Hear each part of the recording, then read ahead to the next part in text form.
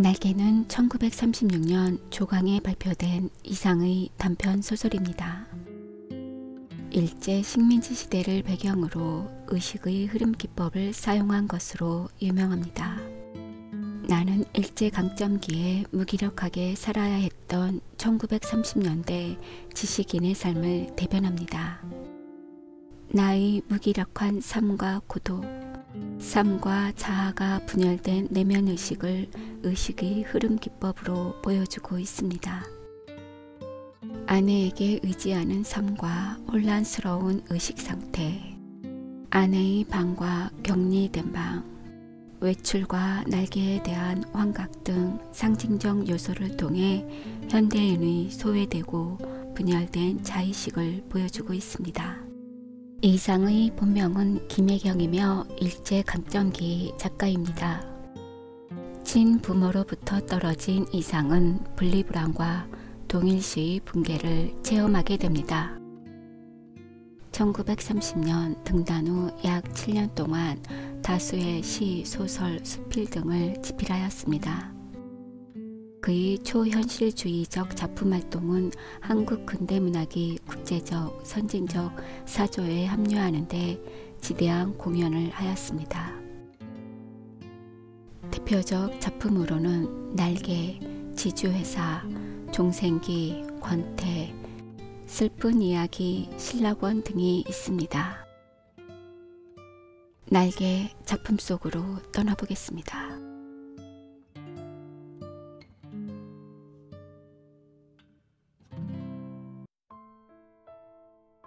박제가 되어버린 천재를 아시오. 나는 유쾌하오. 이럴 때 연애까지가 유쾌하오. 육신이 흐느적 하도록 피로했을 때만 정신이 은하처럼 맑소.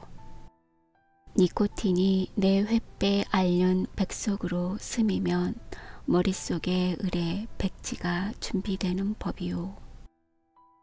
그 위에다 나는 위트의 패러독스를 바둑 포소처럼 늘어놓소. 가증할 상식의 병이오.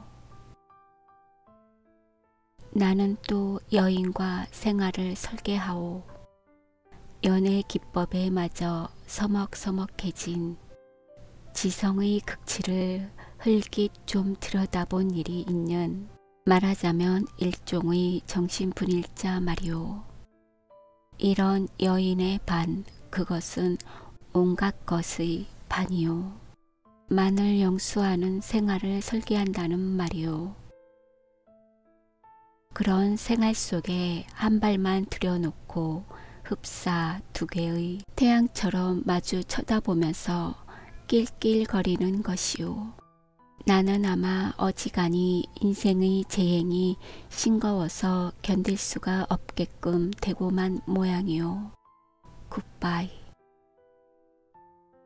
굿바이. 그대는 이따금 그대가 제일 싫어하는 음식을 탐식하는 아일러니를 실천해 보는 것도 좋을 것 같소. 위트와 패러독스와 그대 자신을 위조하는 것도 할 만한 일이오. 그대의 작품은 한 번도 본 일이 없는 기성품에 의하여 차라리 경편하고 고매하리다. 19세기는 될 수 있거든 봉쇄하여 버리오. 도스토예프스키 정신이란 자칫하면 낭비인 것 같소. 위고를 불란서의 빵 한 조각이라고는 누가 그랬는지 지언인 듯 싶소. 그러나 인생 혹은 모형에 있어서 디테일 때문에 속는다거나 했어야 되겠소. 화를 보지 마오. 부디 그대께 고하는 것이니. 테이프가 끊어지면 피가 나오. 생채기도 머지않아 완치될 줄 믿소. 굿바이. 감정은 어떤 포즈, 그 포즈의 원소만을 지적하는 것이 아닌지 모르겠소. 그 포즈가 부동 자세까지 고도화할 때 감정은 딱 공급을 정지합니다. 나는 내 비범한 발육을 회고하여 세상을 보는 안목을 규정하였소. 여왕벌과 미망인 세상의 하고 많은 여인이 본질적으로 이미 미망인 아닌 이가 있으리까? 아니, 여인의 전부가 그 일상에 있어서 개개 미망인이라는 내 논리가 뜻밖에도 여성에 대한 모독이 되오? 굿바이. 그 33번지라는 것이 구조가 흡사, 유곽이라는 느낌이 없지 않다.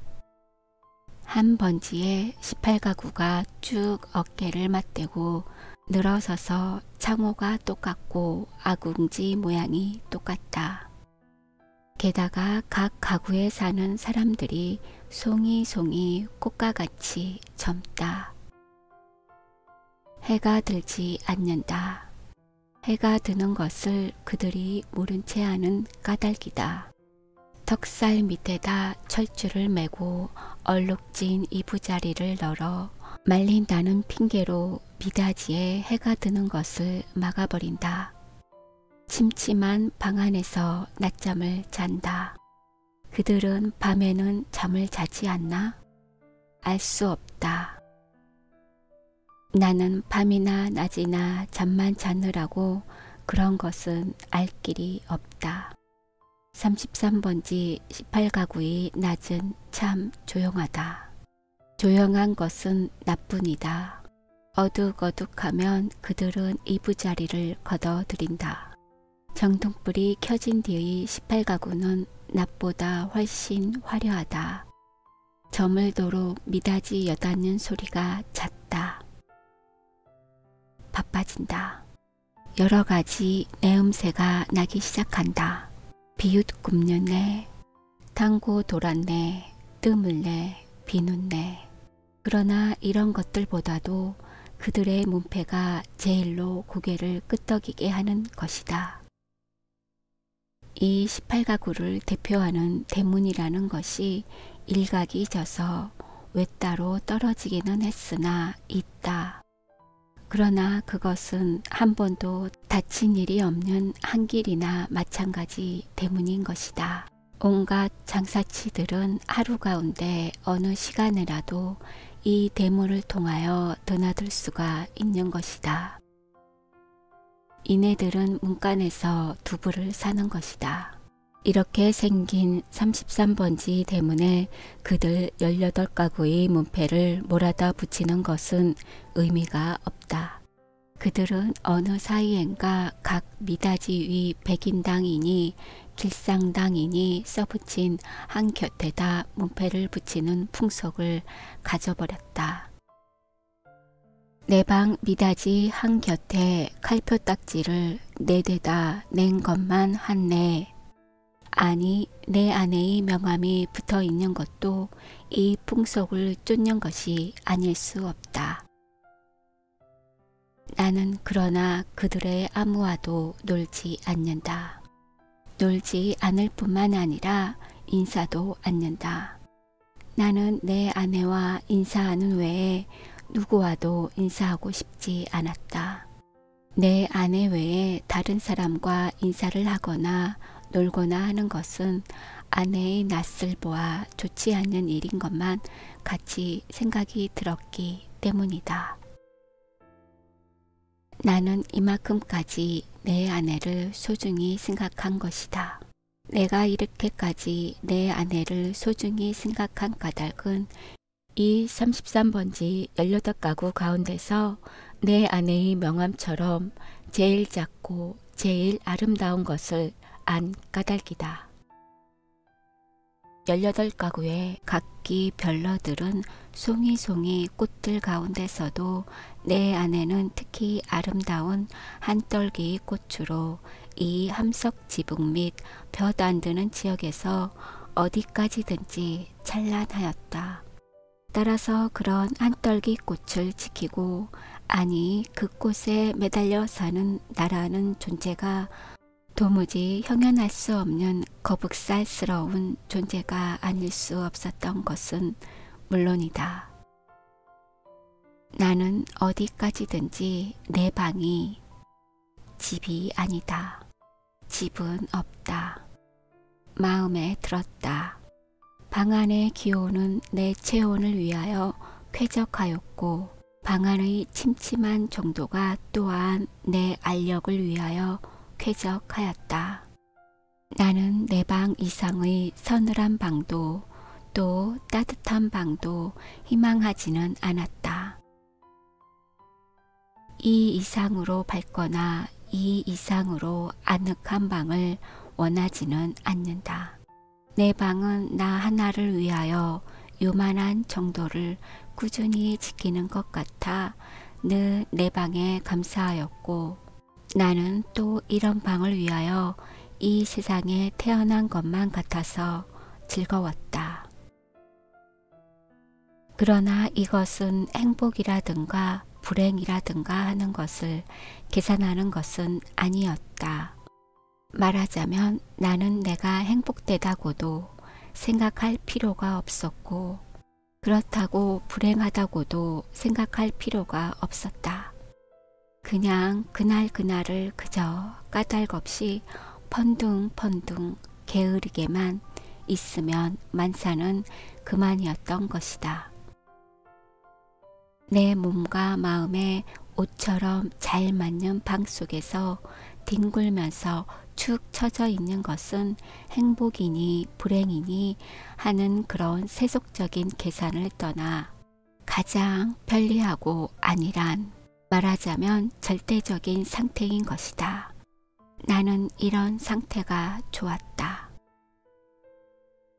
이 절대적인 내 방은 대문간에서 세어서 똑 7째 칸이다. 럭키 세븐의 뜻이 없지 않다. 나는 이 7이라는 숫자를 훈장처럼 사랑하였다. 이런 이 방이 가운데 장치로 말미암아 2칸으로 나뉘어 있었다는 그것이 내 운명의 상징이었던 것을 누가 알랴? 아랫방은 그래도 해가 든다. 아침결에 책보만한 해가 들었다가 오후에 손수건만 해지면서 나가버린다. 해가 영영 들지 않는 윗방이 즉 내 방인 것은 말할 것도 없다. 이렇게 볕 드는 방이 아내 방이요, 볕 안 드는 방이 내 방이요 하고 아내와 나 둘 중에 누가 정했는지 나는 기억하지 못한다. 그러나 나에게는 불평이 없다. 아내가 외출만 하면 나는 얼른 아랫방으로 와서 그 동쪽으로 난 들창을 열어놓으면 들여비치는 볕살이 아내의 화장대를 비춰 가지각색 병들이 아롱이 지면서 찬란하게 빛나고 이렇게 빛나는 것을 보고 있는 것은 다시 없는 내 오락이다. 나는 조그만 돋보기를 꺼내 가지고 아내만이 사용하는 지리가미를 끄시려 가면서 불장난을 하고 논다. 평행광선을 굴절시켜서 한 초점에 모아가지고 그 초점이 따끈따끈해지다가 마지막에는 종이를 끄실르기 시작하고 가느다란 연기를 내면서 드디어 군역을 뚫어놓는 데까지의 이르는 그 얼마 안 되는 동안의 초조한 맛이 죽고 싶을 만치 내게는 재미있었다. 이 장난이 실증이 나면 나는 또 아내의 손잡이 거울을 가지고 여러 가지로 논다. 거울이란 제 얼굴을 비칠 때만 실용품이다. 그 외의 경우에는 도무지 장난감인 것이다. 이 장난도 곧 실증이 난다. 나의 유의심은 육체적인 데서 정신적인 데로 비약한다. 나는 거울을 내던지고 아내의 화장대 앞으로 가까이 가서 나란히 늘어놓인 그 가지각색의 화장품 병들을 들여다본다. 그것들은 세상의 무엇보다도 매력적이다. 나는 그 중에 하나만을 골라서 가만히 마개를 빼고 병군역을 내 코에 가져다 대고 숨 죽이듯이 가벼운 호흡을 하여 본다. 이국적인 센슈얼한 향기가 폐로 스며들면 나는 저절로 스르륵 감기는 내 눈을 느낀다. 확실히 아내의 최치의 파편이다. 나는 도로 병마개를 맞고 생각해 본다. 아내의 어느 부분에서 요 내음새가 났던가를. 그러나 그것은 분명치 않다.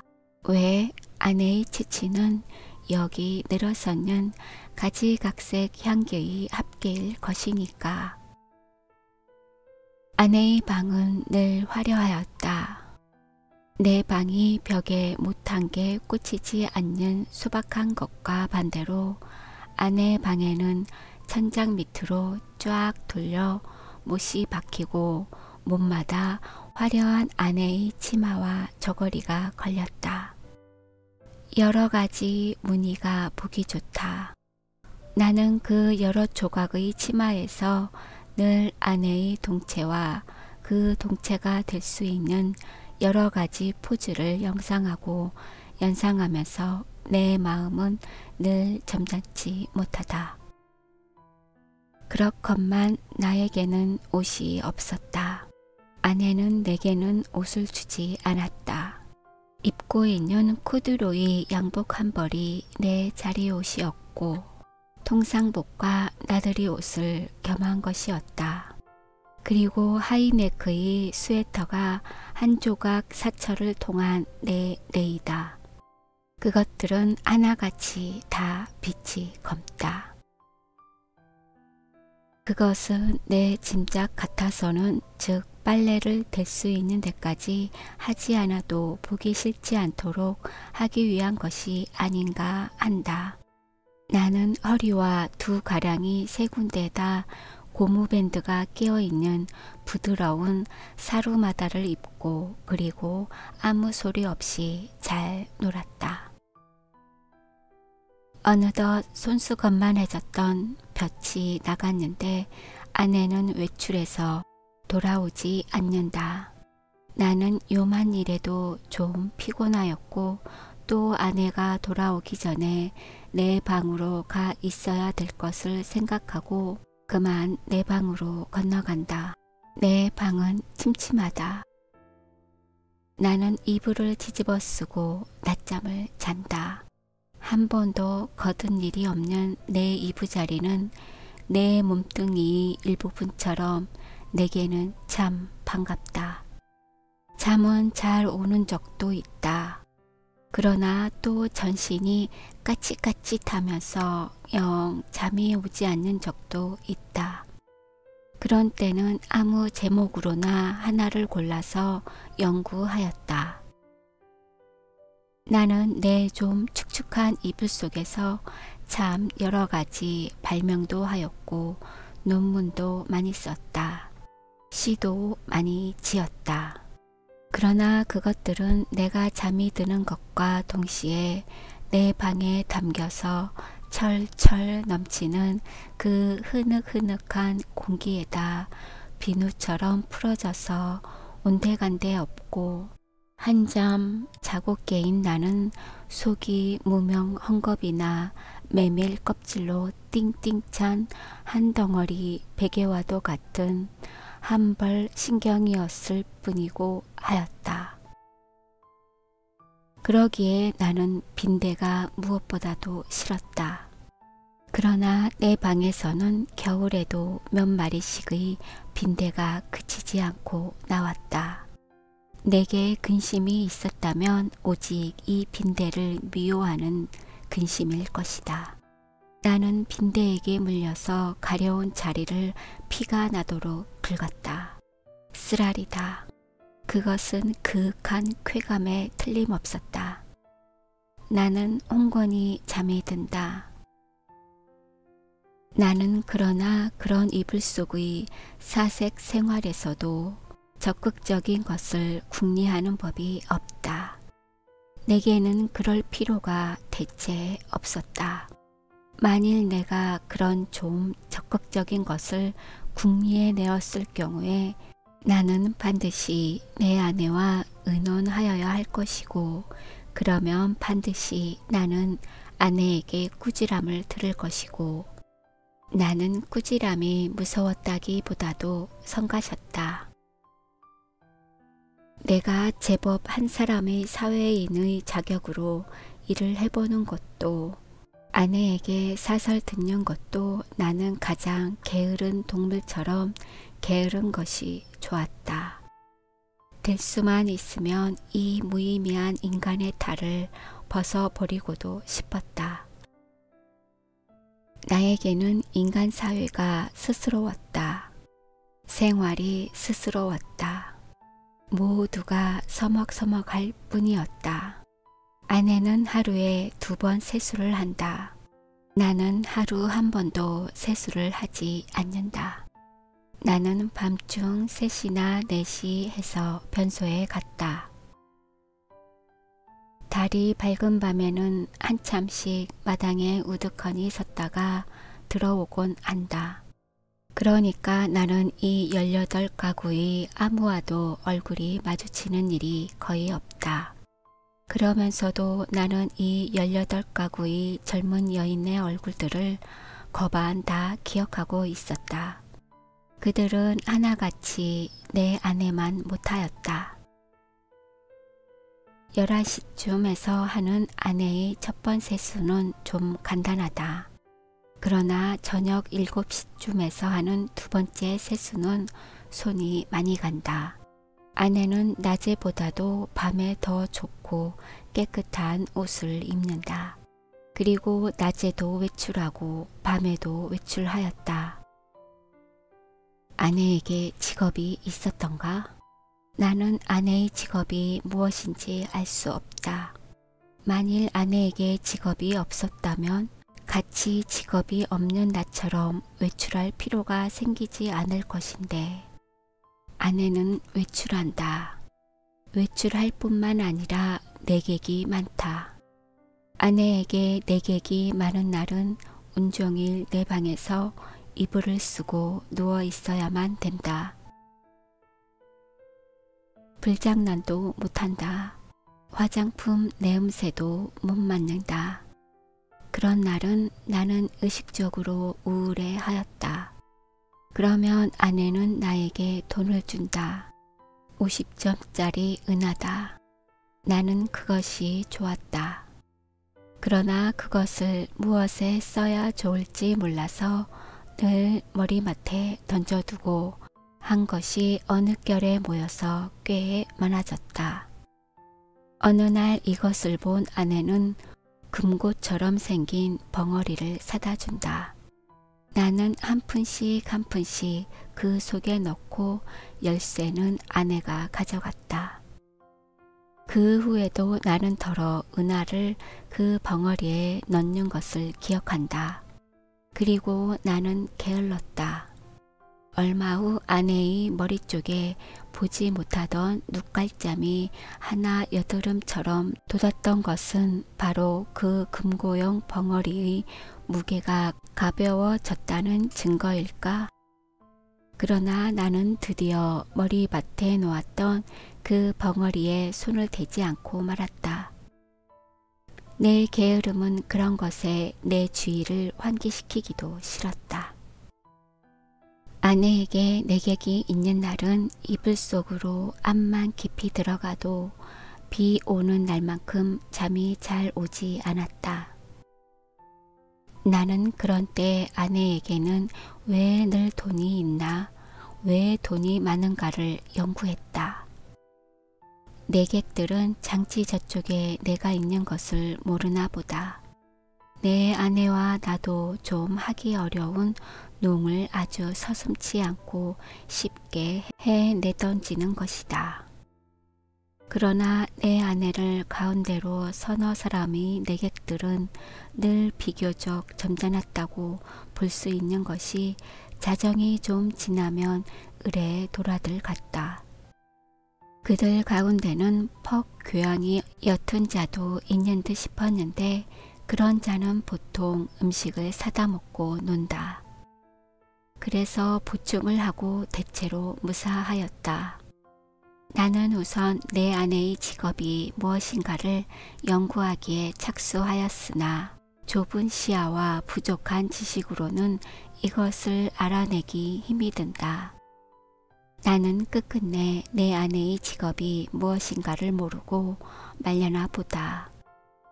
아내는 늘 진솔 버섯만 신었다. 아내는 밥도 지었다. 아내가 밥 짓는 것을 나는 한 번도 구경한 일은 없으나 언제든지 끼니 때면 내 방으로 내 조속밥을 날라다 주는 것이다.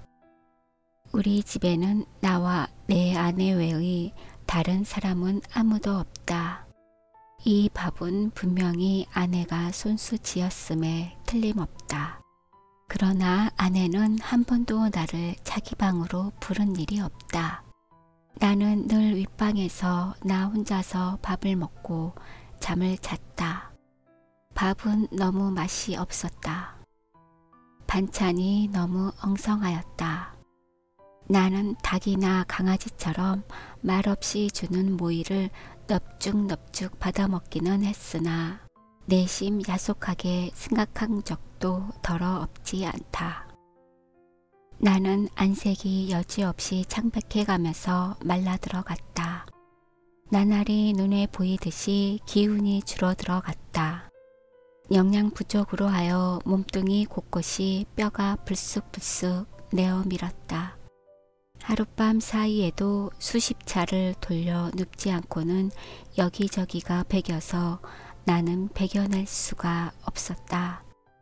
그렇기 때문에 나는 내 이불 속에서 아내가 늘 흔히 쓸 수 있는 저 돈의 출처를 탐색해보는 일변 장치 틈으로 새어나오는 아랫방의 음식은 무엇일까를 간단히 연구하였다. 나는 잠이 잘 안 왔다. 깨달았다. 아내가 쓰는 그 돈은 내게는 다만 실없는 사람들로밖에 보이지 않는 까닭모를 내객들이 놓고 가는 것에 틀림없으리라는 것을 나는 깨달았다. 그러나 왜 그들 내객은 돈을 놓고 가나? 왜 내 아내는 그 돈을 받아야 되나? 하는 예의 관념이 내게는 도무지 알 수 없는 것이었다. 그것은 그저 예의에 지나지 않는 것일까? 그렇지 않으면 혹 무슨 대가일까? 보수일까? 내 아내가 그들의 눈에는 동정을 받아야만 할 한 가엾은 인물로 보였던가? 이런 것들을 생각하노라면 의례 내 머리는 그냥 혼란하여 버리고 하였다.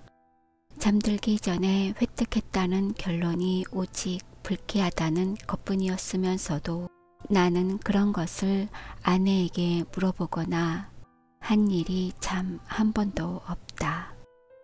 그것은 대체 귀찮기도 하려니와 한잠 자고 일어나는 나는 사뭇 딴 사람처럼 이것도 저것도 다 깨끗이 잊어버리고 그만두는 까닭이다.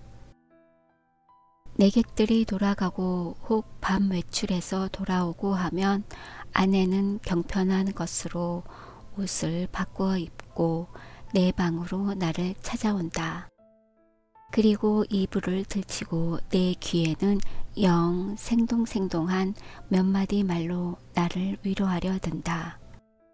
나는 조소도 고소도 홍소도 아닌 웃음을 얼굴에 띠고 아내의 아름다운 얼굴을 쳐다본다. 아내는 방글에 웃는다. 그러나 그 얼굴에 떠도는 일말의 애수를 나는 놓치지 않는다. 아내는 능히 내가 배고파하는 것을 눈치챌 것이다. 그러나 아랫방에서 먹고 남은 음식을 나에게 주려 들지는 않는다. 그것은 어디까지든지 나를 존경하는 마음일 것임에 틀림없다. 나는 배가 고프면서도 저기 마음이 든든한 것을 좋아했다. 아내가 무엇이라고 짓거리고 갔는지 귀에 남아있을 리가 없다. 다만 내 머리맡에 아내가 놓고 간 은화가 전등불에 흐릿하게 빛나고 있을 뿐이다. 그 금고형 벙어리 속에 그 은화가 얼마만큼이나 모였을까? 나는 그러나 그것을 쳐들어보지 않았다. 그저 아무런 의욕도 기온도 없이 그 단축근육처럼 생긴 틈바구니로 은화를 들여뜨려 둘 뿐이었다. 왜 아내의 내객들이 아내에게 돈을 놓고 가나? 하는 것이 풀 수 없는 의문인 것 같이 왜 아내는 나에게 돈을 놓고 가나? 하는 것도 역시 나에게는 똑같이 풀 수 없는 의문이었다. 비록 아내가 내게 돈을 놓고 가는 것이 싫지 않았다 하더라도 그것은 다만 그것이 내 순간에서부터 그 벙어리 주둥이에서 자취를 감추기까지의 하잘것없는 짧은 촉각이 좋았달 뿐이지 그 이상 아무 기쁨도 없다. 어느 날 나는 그 벙어리를 변소에 갖다 넣어버렸다. 그때 벙어리 속에는 몇 푼이나 되는지 모르겠으나 그 은화들이 꽤 들어 있었다. 나는 내가 지구 위에 살며 내가 이렇게 살고 있는 지구가 질풍신뢰의 속력으로 광대무변의 공간을 달리고 있다는 것을 생각했을 때 참 허망하였다. 나는 이렇게 부지런한 지구 위에서는 현기증도 날 것 같고 해서 한시바삐 내려버리고 싶었다. 이불 속에서 이런 생각을 하고 난 뒤에는 나는 그 은화를 그 벙어리에 넣고 하는 것조차도 귀찮아졌다. 나는 아내가 손수 벙어리를 사용하였으면 하고 희망하였다. 벙어리도 돈도 사실에는 아내에게만 필요한 것이지 내게는 애초부터 의미가 전혀 없는 것이었으니까. 될 수만 있으면 그 벙어리를 아내가 아내 방으로 가져갔으면 하고 기다렸다. 그러나 아내는 가져가지 않는다. 나는 내가 아내 방으로 가져다 둘까 하고 생각하여 보았으나 그 즈음에는 아내의 내객이 원체 많아서 내가 아내 방에 가볼 기회가 도무지 없었다. 그래서 나는 하는 수 없이 변소에 갖다 집어넣어 버리고 만 것이다. 나는 서글픈 마음으로 아내의 꾸지람을 기다렸다.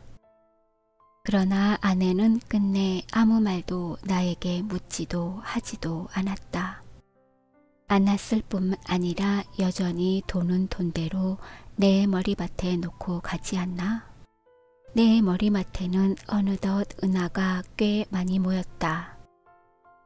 내객이 아내에게 돈을 놓고 가는 것이나 아내가 내게 돈을 놓고 가는 것이나 일종의 쾌감, 그 외의 다른 아무런 이유도 없는 것이 아닐까 하는 것을 나는 또 이불 속에서 연구하기 시작하였다.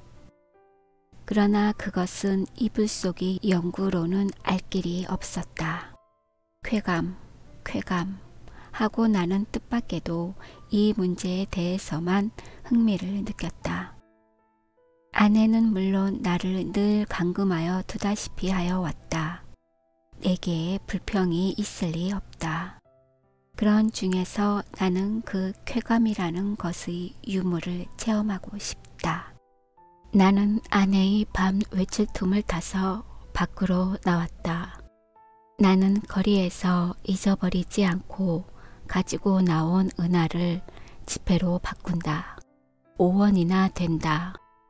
그것을 주머니에 넣고 나는 목적을 잃어버리기 위하여 얼마든지 거리를 쏘 다녔다. 오래간만에 보는 거리는 거의 경의에 가까울 만큼 내 신경을 흥분시키기에 맞지 않았다. 나는 금시에 피곤하여 버렸다. 그러나 나는 참았다.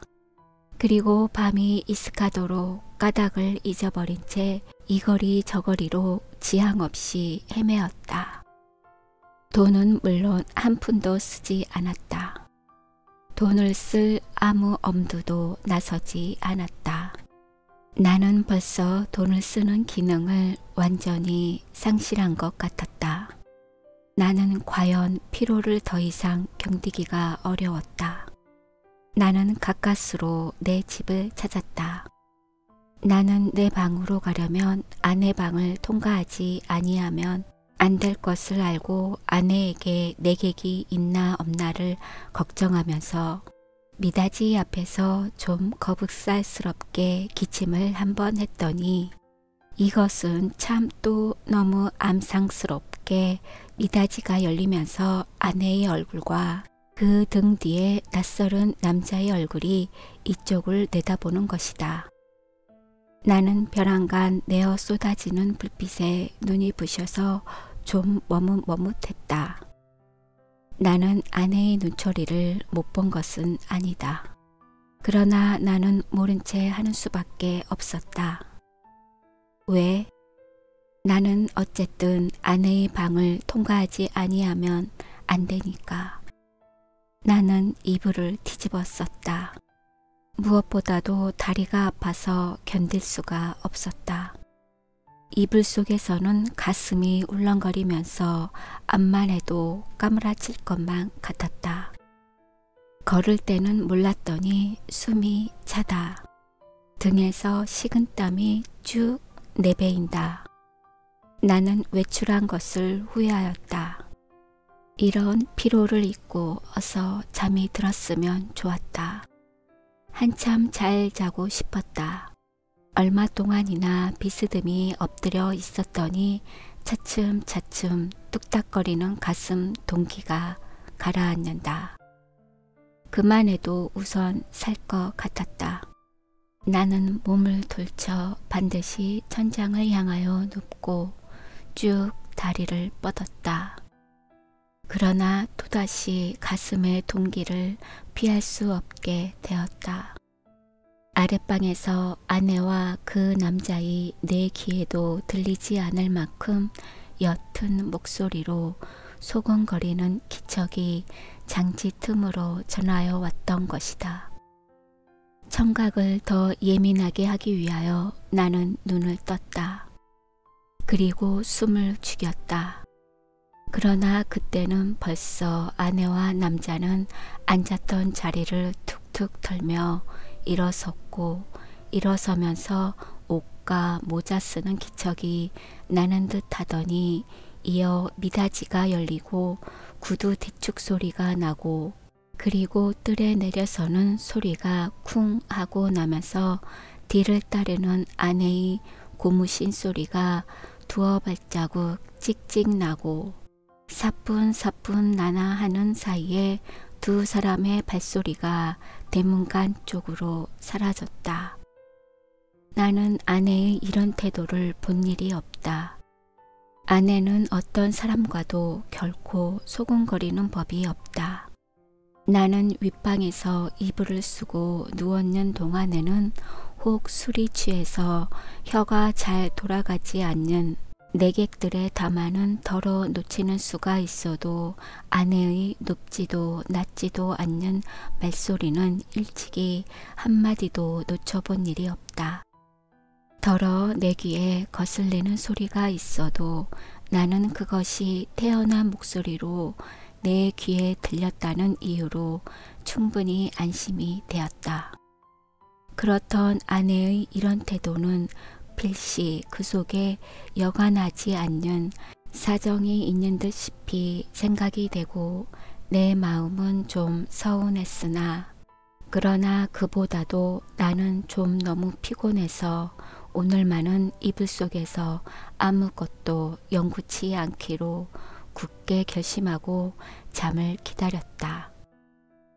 잠은 좀처럼 오지 않았다. 대문간에 나간 아내도 좀처럼 들어오지 않았다. 그러는 동안에 흐지부지 나는 잠이 들어 버렸다. 꿈이 얼숭덜숭 종을 잡을 수 없는 거리의 풍경을 여전히 헤맸다. 나는 몹시 흔들렸다. 내객을 보내고 들어온 아내가 잠든 나를 잡아 흔드는 것이다. 나는 눈을 번쩍 뜨고 아내의 얼굴을 쳐다보았다. 아내의 얼굴에는 웃음이 없다. 나는 좀 눈을 비비고 아내의 얼굴을 자세히 보았다. 노기가 눈초리에 떠서 얇은 입술이 바르륵 떨린다. 좀처럼 이 노기가 풀리기는 어려울 것 같았다. 나는 그대로 눈을 감아 버렸다. 벼락이 내리기를 기다린 것이다.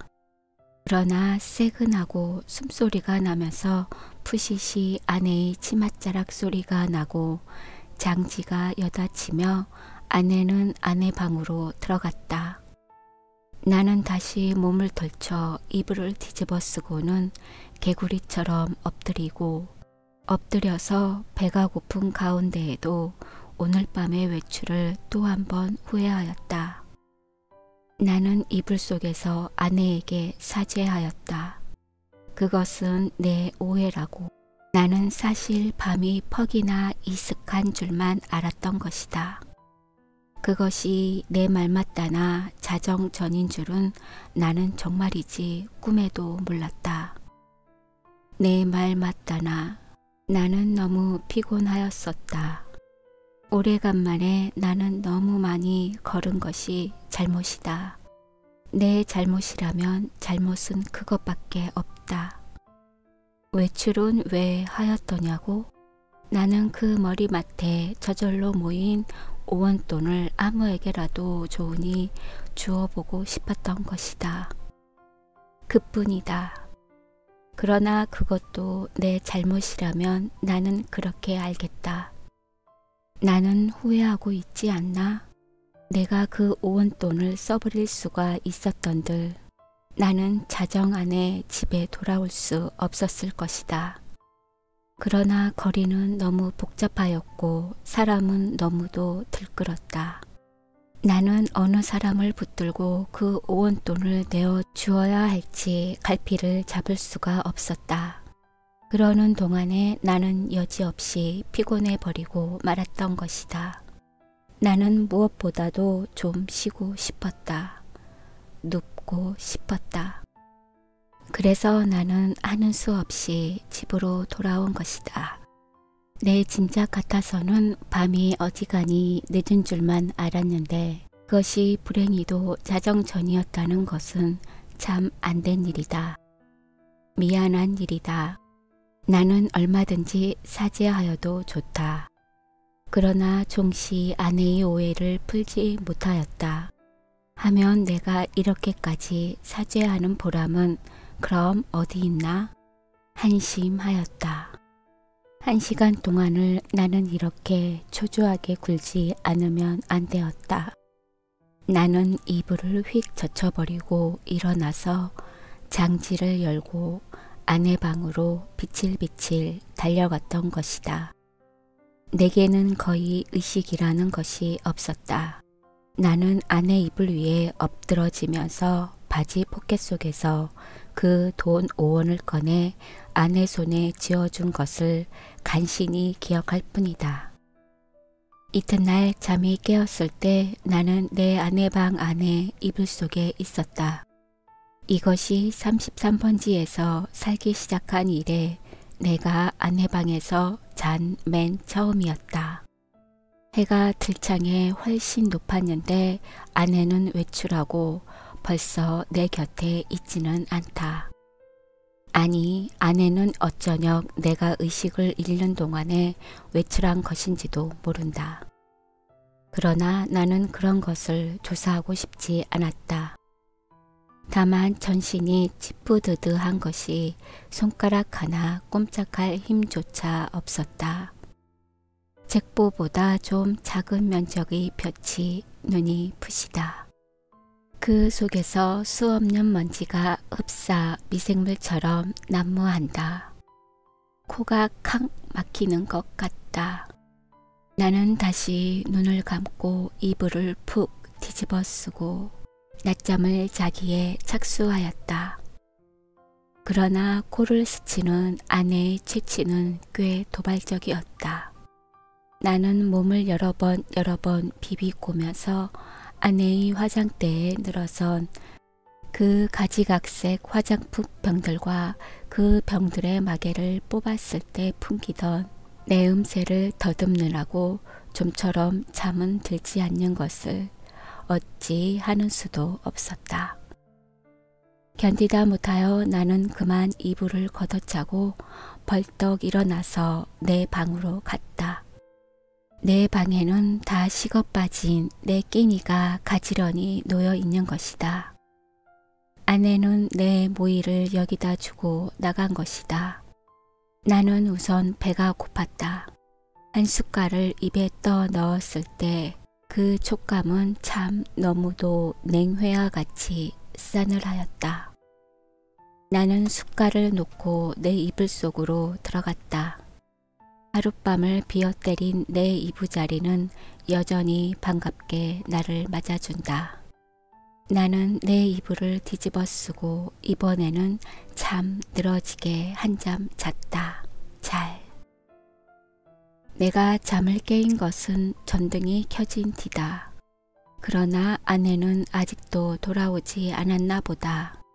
아니, 들어왔다 또 나갔는지도 알 수 없다. 그러나 그런 것을 상고하여 무엇하나? 정신이 한결 난다. 나는 지난밤 일을 생각해 보았다.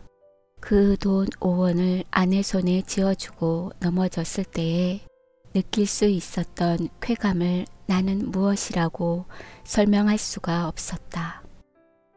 그러니 내객들이 내 아내에게 돈 놓고 가는 심리며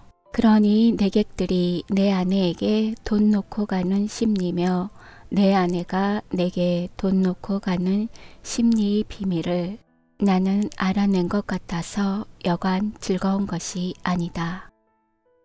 나는 속으로 빙그레 웃어 보았다. 이런 것을 모르고 오늘까지 지내온 내 자신이 어떻게 우스꽝스러워 보이는지 몰랐다. 나는 어깨춤이 났다. 따라서 나는 또 오늘 밤에도 외출하고 싶었다. 그러나 돈이 없다.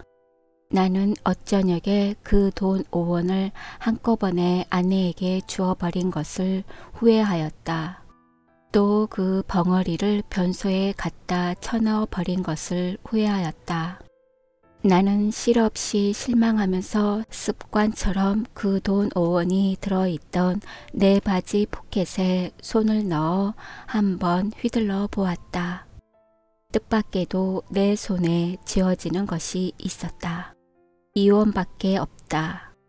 그러나 많아야 맛은 아니다. 얼마간이고 있으면 된다. 나는 그만한 것이 여간 고마운 것이 아니었다. 나는 기운을 얻었다. 나는 그 단벌 다 떨어진 코듀로이 양복을 걸치고 배고픈 것도 주제 사나운 것도 다 잊어버리고 활개짓을 하면서 또 거리로 나섰다. 나서면서 나는 제발 시간이 화살 닿듯해서 자정에 어서 획 지나버렸으면 하고 조바심을 태웠다. 아내에게 돈을 주고 아내 방에서 자보는 것은 어디까지든지 좋았지만 만일 잘못해서 자정 전에 집에 들어갔다가 아내의 눈총을 맞는 것은 여간 무서운 일이 아니었다. 나는 저물도록 길가 시계를 들여다보고 하면서 또 지향 없이 거리를 방황하였다. 그러나 이날은 좀처럼 피곤하지도 않았다. 다만 시간이 좀 너무 더디게 가는 것만 같아서 안타까웠다. 경성역 시계가 확실히 자정이 지난 것을 본 뒤에 나는 집을 향하였다.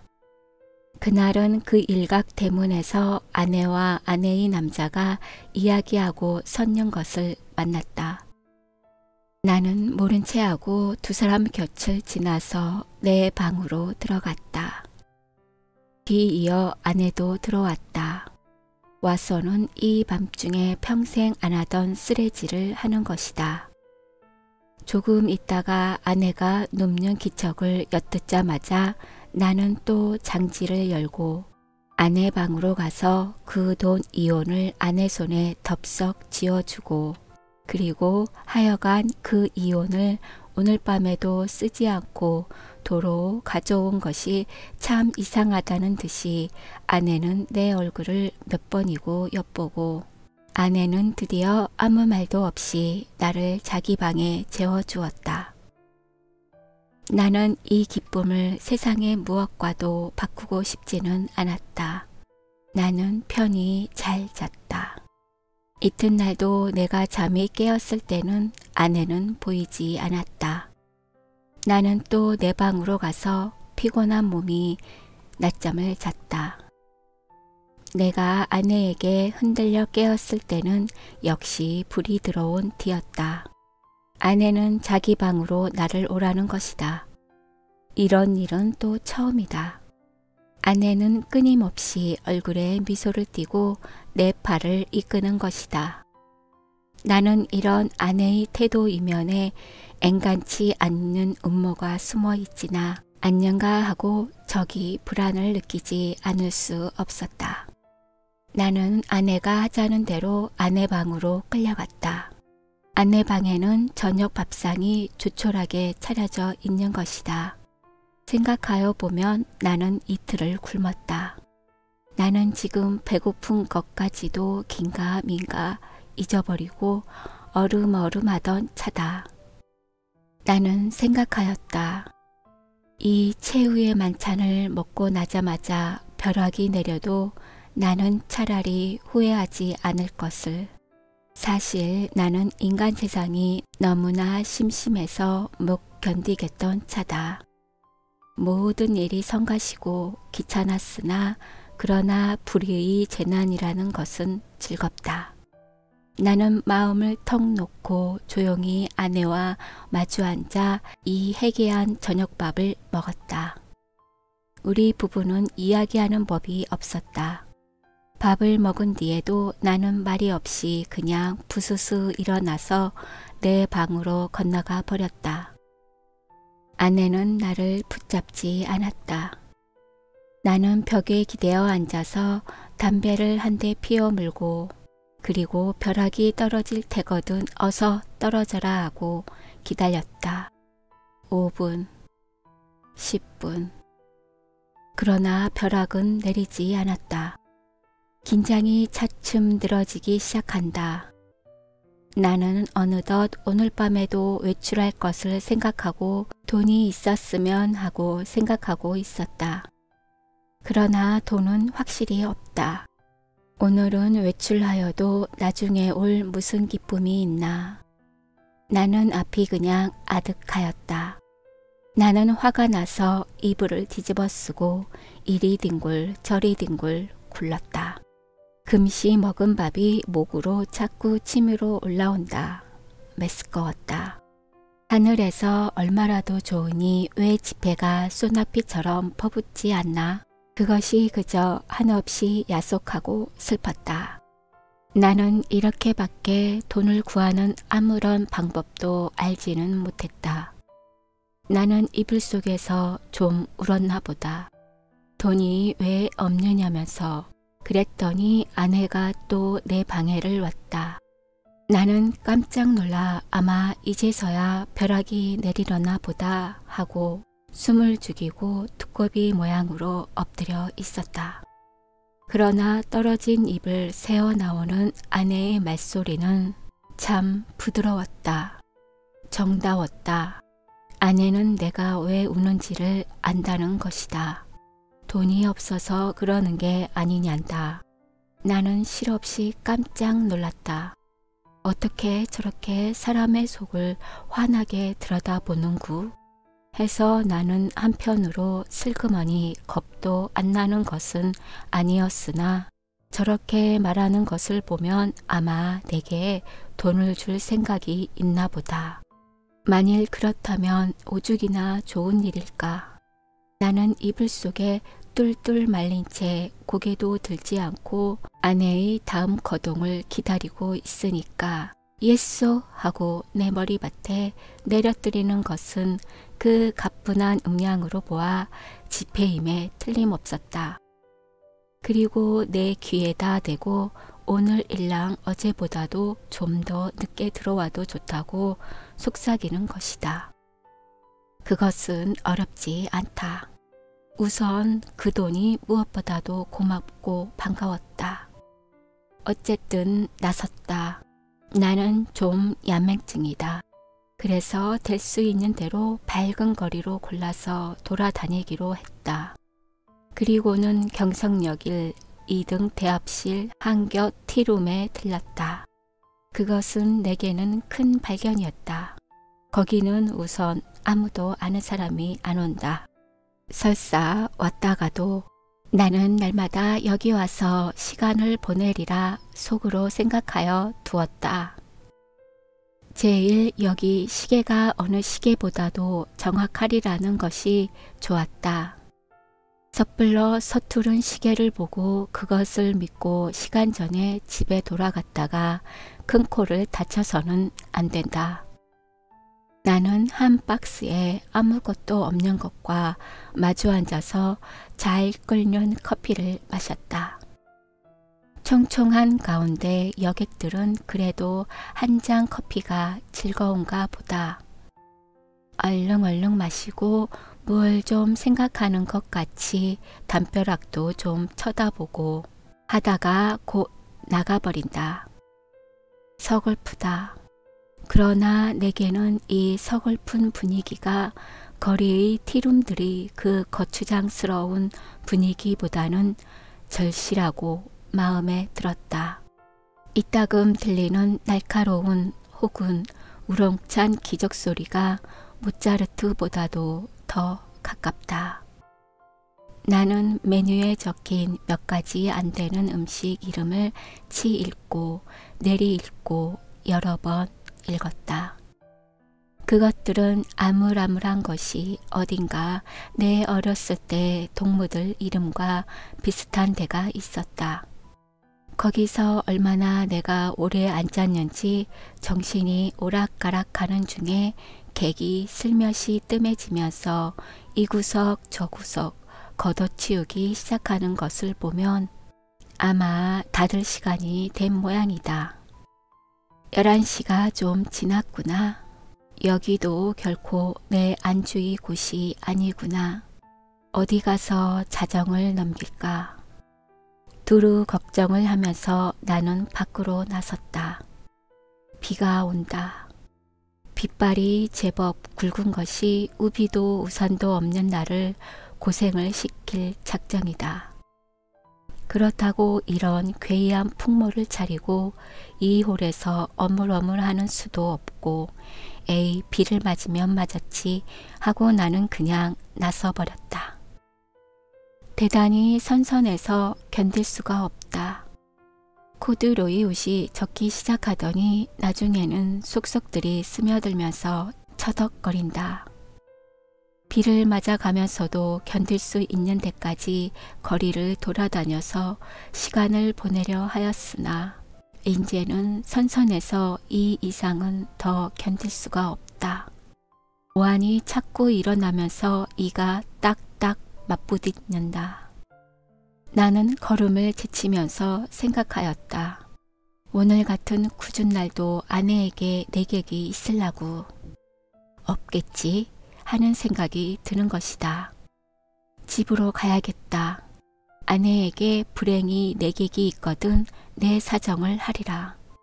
사정을 하면 이렇게 비가 오는 것을 눈으로 보고 알아주겠지. 불이 나게 와보니까 그러나 아내에게는 내객이 있었다. 나는 너무 춥고 척척해서 얼떨결에 놓고 하는 것을 잊었다. 그래서 나는 보면 아내가 좀 덜 좋아할 것을 그만 보았다. 나는 갑발자국 같은 발자국을 내리면서 덤벙덤벙 아내 방을 디디고 그리고 내 방으로 가서 쭉 빠진 옷을 활활 벗어버리고 이불을 뒤썼다. 덜덜 덜덜 떨린다. 오한이 점점 더 심해 들어온다. 여전 땅이 꺼져 들어가는 것만 같았다. 나는 그만 의식을 잃어버리고 말았다. 이튿날 내가 눈을 떴을 때 아내는 내 머리맡에 앉아서 제법 근심스러운 얼굴이다. 나는 감기가 들었다. 여전히 으스스 춥고 또 골치가 아프고 입에 군침이 도는 것이 씁쓸하면서 다리팔이 청 늘어져서 노곤하다. 아내는 내 머리를 쓱 짚어보더니 약을 먹어야지 한다.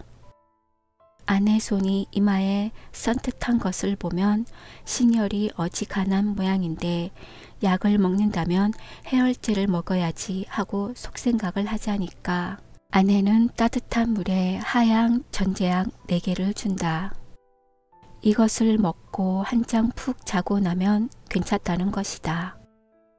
나는 널름 받아먹었다. 쌉싸름한 것이 짐작 같아서는 아마 아스피린인가 싶다. 나는 다시 이불을 쓰고 단번에 그냥 죽은 것처럼 잠이 들어버렸다. 나는 콧물을 훌쩍훌쩍 하면서 여러 날을 앓았다. 앓는 동안에 끊이지 않고 그 정제약을 먹었다. 그러는 동안에 감기도 나았다. 그러나 입맛은 여전히 솥태처럼 썼다. 나는 차츰 또 외출하고 싶은 생각이 났다. 그러나 아내는 나더러 외출하지 말라고 이러는 것이다. 이 약을 날마다 먹고 그리고 가만히 누워 있으라는 것이다. 공연히 외출을 하다가 이렇게 감기가 들어서 저를 고생시키는 게 아니냐다. 그도 그렇다. 그럼 외출을 하지 않겠다고 맹세하고 그 약을 연복하여 몸을 좀 보여보리라고 나는 생각하였다. 나는 날마다 이불을 뒤집어 쓰고 밤이나 낮이나 잤다.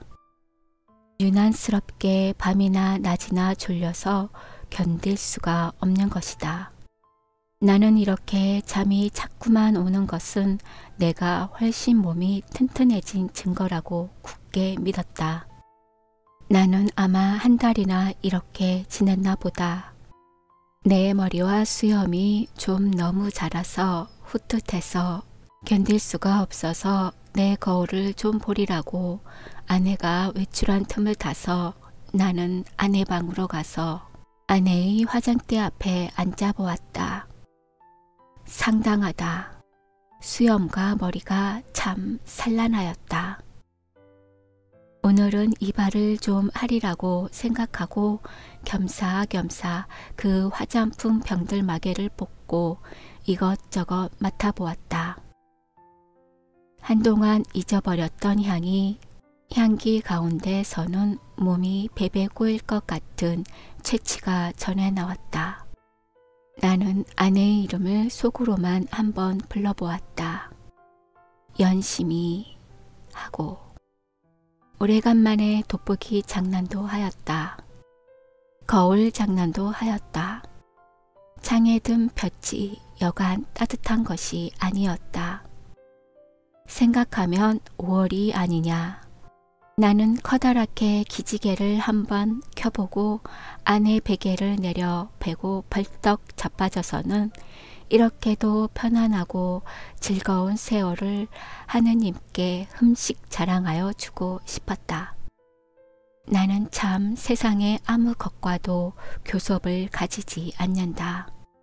하느님도 아마 나를 칭찬할 수도 처벌할 수도 없는 것 같다. 그러나 다음 순간 실로 세상에도 이상스러운 것이 눈에 띄었다. 그것은 체면약 아달린 갑이었다. 나는 그것을 아내의 화장대 밑에서 발견하고 그것이 흡사 아스피린처럼 생겼다고 느꼈다. 나는 그것을 열어보았다. 똥 4개가 비었다. 나는 오늘 아침에 4개의 아스피린을 먹는 것을 기억하고 있었다. 나는 잤다. 어제도 그제도 그제도 나는 졸려서 견딜 수가 없었다. 나는 감기가 다 나았는데도 아내는 내게 아스피린을 주었다. 내가 잠이 든 동안에 이불에 불이 난 일이 있다. 그때에도 나는 자느라고 몰랐다. 이렇게 나는 잤다. 나는 아스피린으로 알고 그럼 한 달 동안을 두고 아달린을 먹어온 것이다. 이것은 좀 너무 심하다. 벼랑간 아뜩하더니 하마터면 나는 까무러칠 뻔하였다. 나는 그 아달린을 주머니에 넣고 집을 나섰다.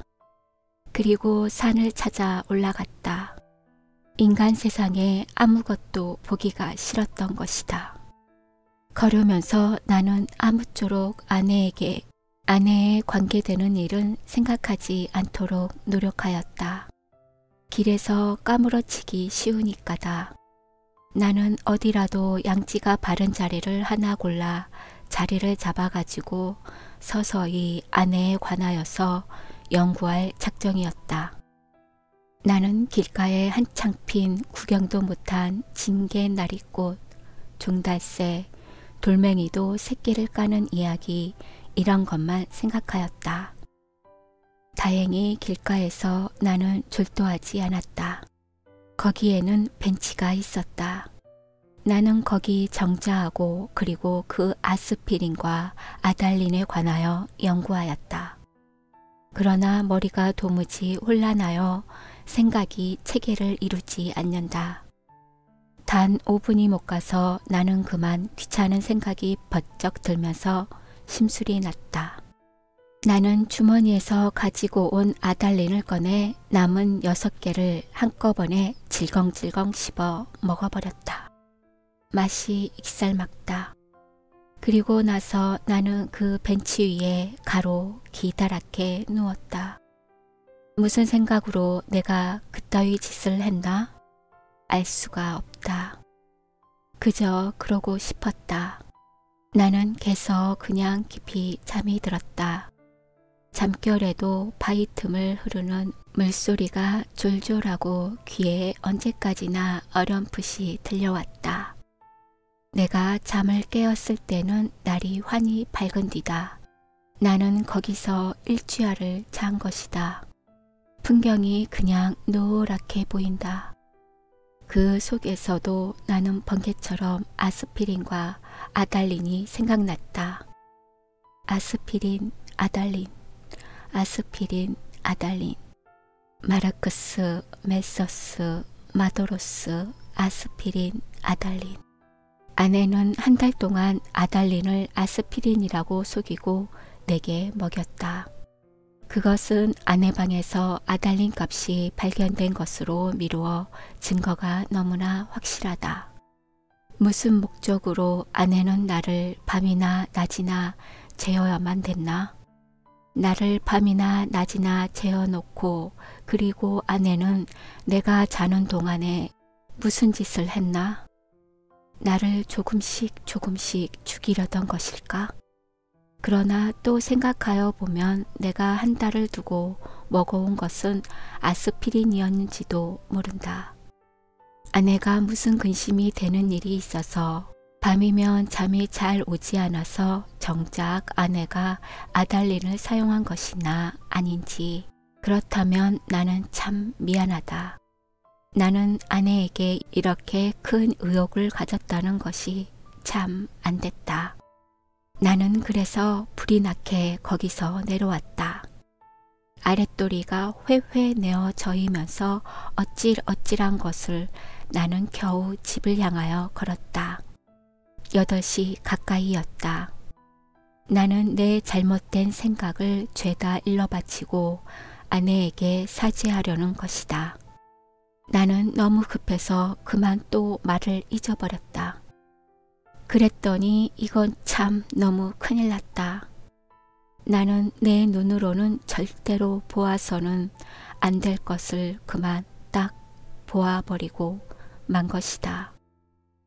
나는 얼떨결에 그만 냉큼 미닫이를 닫고 그리고 현기증이 나는 것을 진정시키느라고 잠깐 고개를 숙이고 눈을 감고 기둥을 짚고 섰자니까 1초 여유도 없이 획 미닫이가 다시 열리더니 매무새를 풀어헤친 아내가 불쑥 내밀면서 내 멱살을 잡는 것이다. 나는 그만 어지러워서 개가 그냥 나둥그러졌다. 그랬더니 아내는 넘어진 내 위에 덮치면서 내 살을 함부로 물어뜯는 것이다. 아파 죽겠다. 나는 사실 반항할 의사도 힘도 없어서 그냥 넙죽 엎드려 있으면서 어떻게 되나 보고 있자니까 뒤이어 남자가 나오는 것 같더니 아내를 한아름에 덥석 안아가지고 방으로 들어가는 것이다. 아내가 아무 말 없이 다소곳이 그렇게 안겨 들어가는 것이 내 눈엔 여간 미운 것이 아니다. 밉다. 아내는 너 밤 새워가면서 도둑질하러 다니느냐, 계집질하러 다니느냐고 바라기다. 이것은 참 너무 억울하다. 나는 어안이 벙벙하여 도무지 입이 벌어지지를 않았다. 너는 그야말로 나를 살해하려던 것이 아니냐고 소리를 한번 꽥 질러 보고도 싶었으나 그런 긴가민가한 소리를 섣불리 입 밖에 내었다가는 무슨 화를 볼는지 알 수 있나. 차라리 억울하지만 잠자코 있는 것이 우선 상책인 듯 싶어 생각이 들기에 나는 이것은 또 무슨 생각으로 그랬는지 모르지만 툭툭 털고 일어나서 내 바지 포켓 속에 남은 돈 몇 원 몇십 전을 가만히 꺼내서는 몰래 미닫이를 열고 살며시 문지방 밑에다 놓고 나서는 나는 그냥 줄 다름박질을 쳐서 나와 버렸다. 여러 번 자동차에 치일 뻔하면서 나는 그대로 경성역을 찾아갔다. 빈 자리와 마주 앉아서 이 쓰디쓴 입맛을 거두기 위하여 무엇으로나 입가심을 하고 싶었다. 커피 좋다. 그러나 경성역 홀에 한 걸음 들여놓았을 때 나는 내 주머니에는 돈이 한 푼도 없는 것을, 그것을 깜빡 잊었던 것을 깨달았다. 또 아뜩하였다. 나는 어디선가 그저 맥없이 머뭇머뭇하면서 어쩔 줄을 모를 뿐이었다. 얼빠진 사람처럼 그저 이리 갔다 저리 갔다 하면서 나는 어디로 드립다 쏘 다녔는지 하나도 모른다. 다만 몇 시간 후에 내가 미스코시 옥상에 있는 것을 깨달았을 때는 거의 대낮이었다. 나는 거기 아무데나 주저앉아서 내 자라온 26회를 회고하여 보았다. 몽롱한 기억 속에서는 이렇다는 아무 제목도 불그러져 나오지 않았다. 나는 또 내 자신에게 물어보았다. 너는 인생에 무슨 욕심이 있느냐고. 그러나 있다고도 없다고도 그런 대답은 하기가 싫었다. 나는 거의 나 자신의 존재를 인식하기조차도 어려웠다. 허리를 굽혀서 나는 그저 금붕어나 들여다보고 있었다. 금붕어는 참 잘들도 생겼다. 작은 놈은 작은 놈대로, 큰 놈은 큰 놈대로 다 싱싱하니 보기 좋았다. 내려비치는 5월 햇살에 금붕어들은 그릇 바탕에 그림자를 내려뜨렸다. 지느러미는 하늘하늘 손수건을 흔드는 흉내를 내인다. 나는 이 지느러미 수혈을 헤어보기도 하면서 굽힌 허리를 좀처럼 펴지 않았다.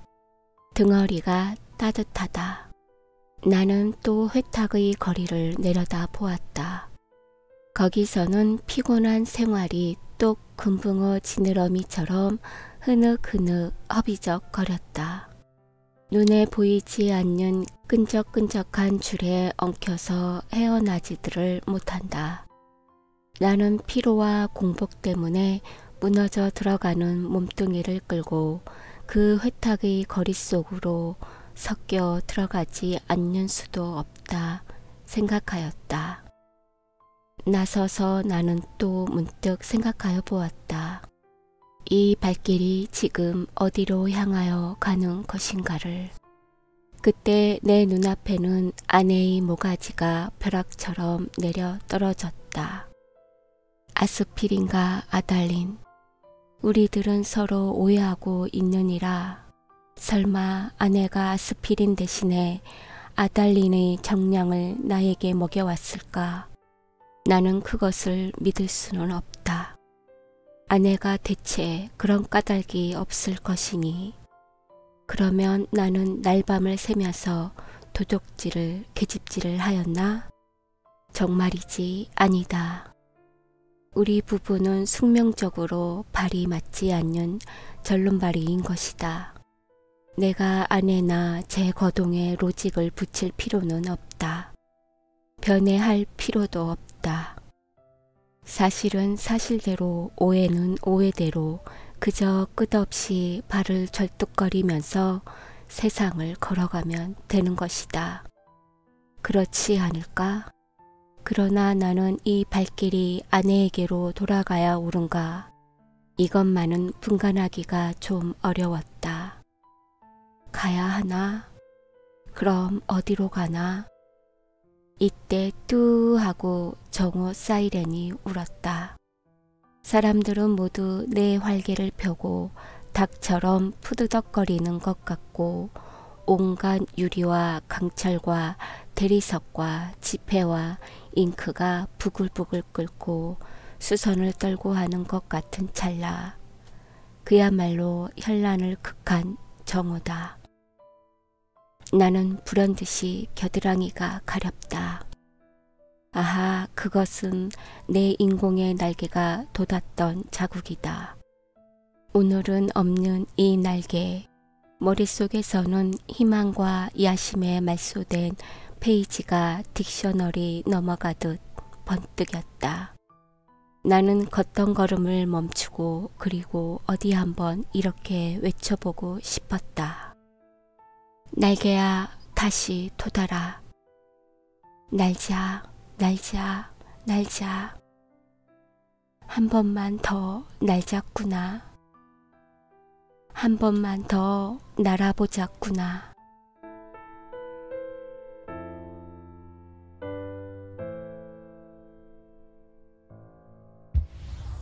구독, 좋아요 부탁드려요.